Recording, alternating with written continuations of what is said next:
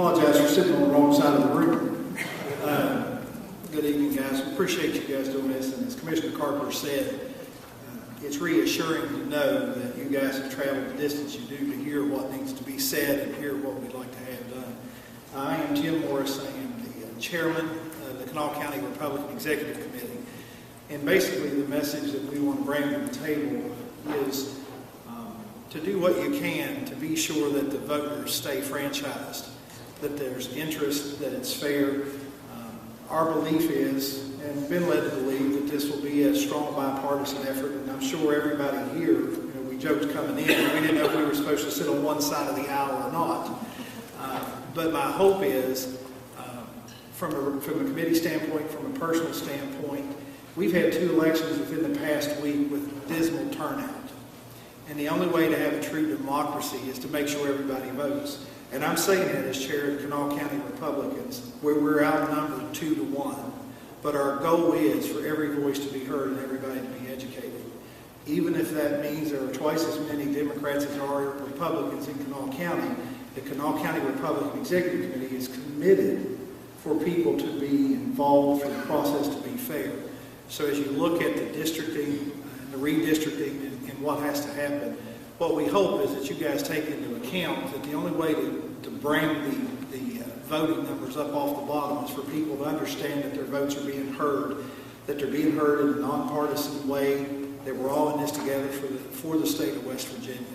And we all understand that a lot of you guys have, you stand to lose things. Everybody in this stands to have things changed and altered and all that. But the only way the state of West Virginia will move forward is if we do this together. And with that said, I guarantee you this, as much as anything, given the previous elections, as a Republican, we feel strongly that the best way to get this state on track is not necessarily to win every election, but at least have a viable 2-party system. So with that said, I can assure you that everybody will be watching to make sure that this is done in a viable way. But I do think we've got great leaders on both sides of the aisle in the State House. And if there's anything we can do at the Kanawha County level, please feel free to call us. We'd be happy to help in any way possible for our delegation or anybody else statewide. Good evening. I'm Robin Holstein. I'm a Kanawha County native. I live in the upper end of Kanawha County.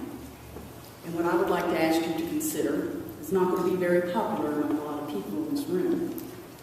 I want you to consider splitting the 30th district into single delegate districts. Currently in Kanawha County, we have 4 senators, 7 delegates, and 3 county commissioners who all reside in the Charleston or South Charleston zip codes. I think this does a disservice to the people who live in areas such as Pond Gap, Eskdale, Montgomery, Cedar Grove, East Bank, and Pratt. The reason that I feel this way, and a lot of other people, because there's been a group of us meeting for several months now discussing this, is because we don't see our delegates when we go get gasoline. We can't discuss the fuel taxes in West Virginia off the cuff. We don't see our senators when we run to the store for groceries to talk about the increase in prices of commodities. We can't run into you at Kmart because you don't live in our areas. And some people in the Montgomery areas, the areas with 515 and 442 exchanges, it's a long distance phone call for them to call your offices. And we don't think that's right. Across the state, many districts, most districts function quite well with 1 delegate per district.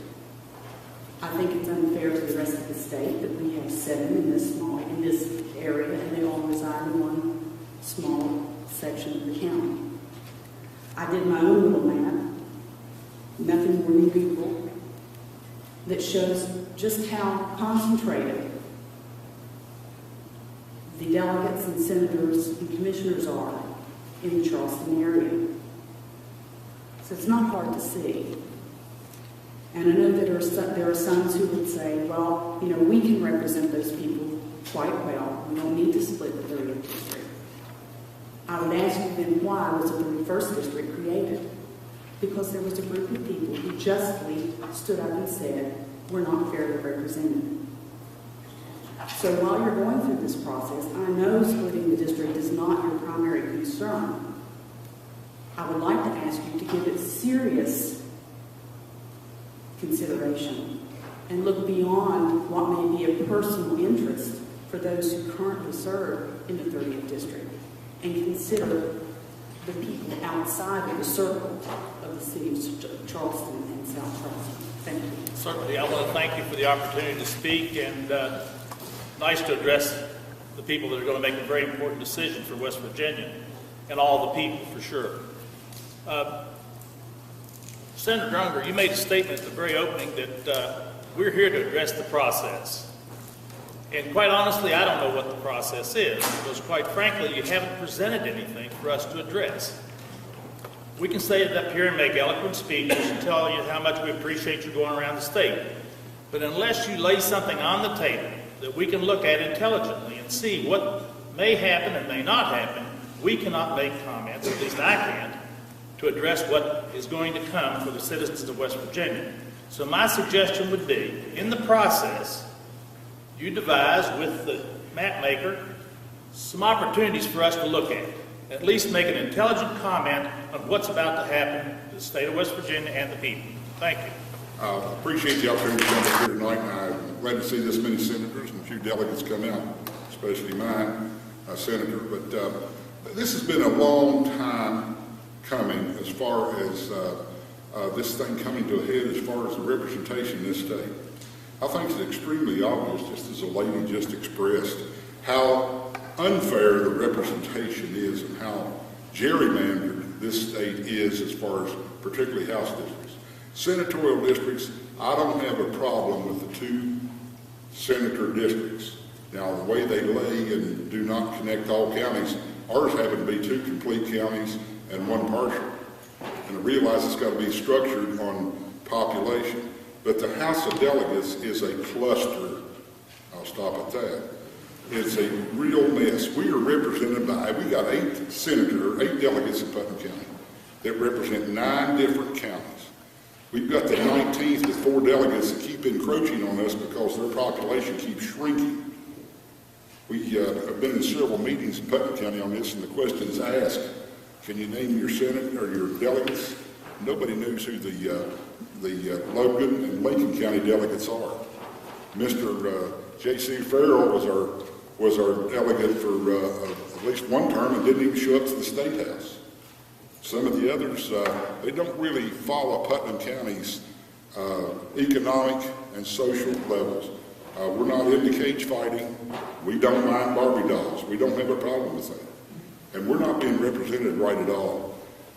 Mr. McCabe and I were involved in an endeavor a few years ago as far as the metro government structure. And what this young lady from the eastern part of Kanawha County expressed was basically Putnam County's main reason not to want to play the game. Because we could see that the leadership would come from Capitol Street, not from Cabell, Putnam, and Kanawha. But we need single delegate districts in the worst way. It may or may not be driven by the letter of the law, but it is certainly the right thing to do. You know, I think you have something like 34 or 35 delegate districts that are single delegate districts. You need to be able to see your delegate, know who he is or she, see him at the post office, be able to give him a call. Let them ride on the same crappy roads you are. Let them watch the toilet paper run down their creek like you did see it run down yours for lack of sewage. We need representation spread evenly across this state, not just concentrated or in certain areas. I hope that these hearings that we have later in the summer, that you have later in the summer, are as transparent as this is proclaimed to be, because this state really needs it. And as far as I'm concerned, we need single delegate districts about as bad as anything else we can use in the state right now. Thank you very much. So thank you for coming out here to hear from the public. We appreciate your efforts. My name is Coralie Chris. I live in Kanawha County. And I know that tonight is focused on the Senate redistricting, but I also want to reiterate about the House districts, because we know you will be having a say on that. And tonight I'm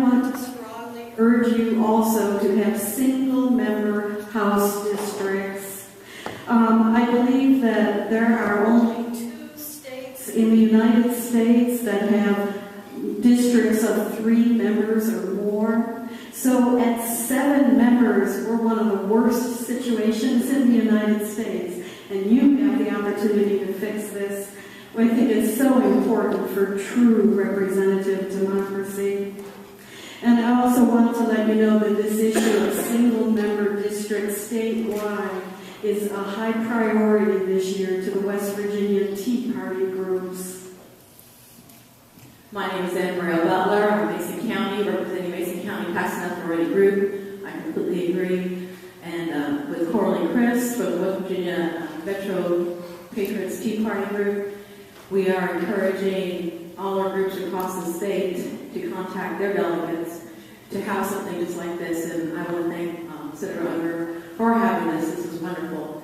And we hope, or I hope, this is Mr. Joseph said, that once you decide or are getting close to a decision, you again open this up to the public so that we can give you our comments. Thank you. Thank you.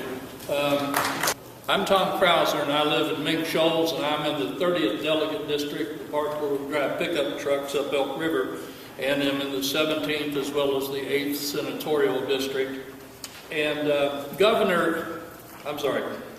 Speaker Thompson said, y'all's down here wasting a lot of people's money by coming out and talking to the people.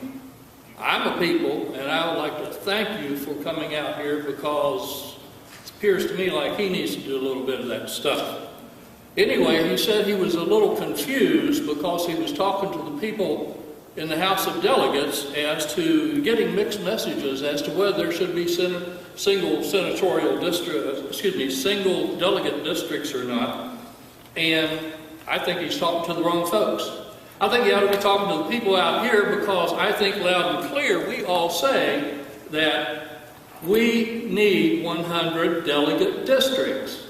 Now, if he's still talking to any of y'all over there, I wish he would carry that back to him so that the House could get on with it, with what they're doing. And one other thing, as a senator, if you receive a bill from the House that has multiple delegate districts, you need to suck it up and send it back and say, with a note that says, don't do dumb stuff, because we're not going to pass it.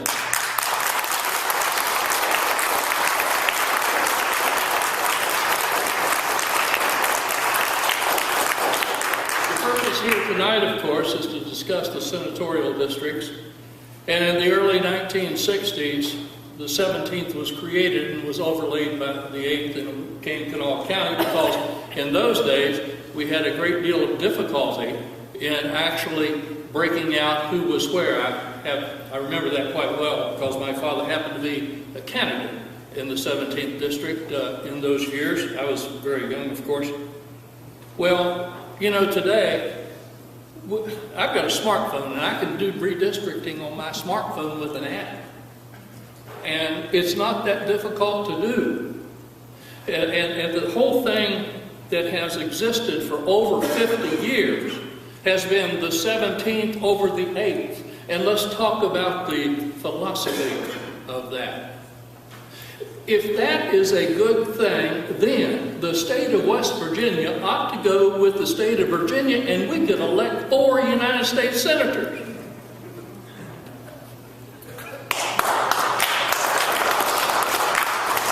I wonder where they'd come from. They'd come from over there in Virginia, wouldn't it? Well, if that logic applies to West Virginia and Virginia, why doesn't it apply to the 17th and the 8th senatorial districts? My message is quite clear. Give me 100. I'm a people. I'm not an organization. I'm a nothing. I'm a people that says we need 100 delegate districts and we need single senatorial districts and representing 2 at a time. And that's what you got to do. So that's the message from here. Thank you very much.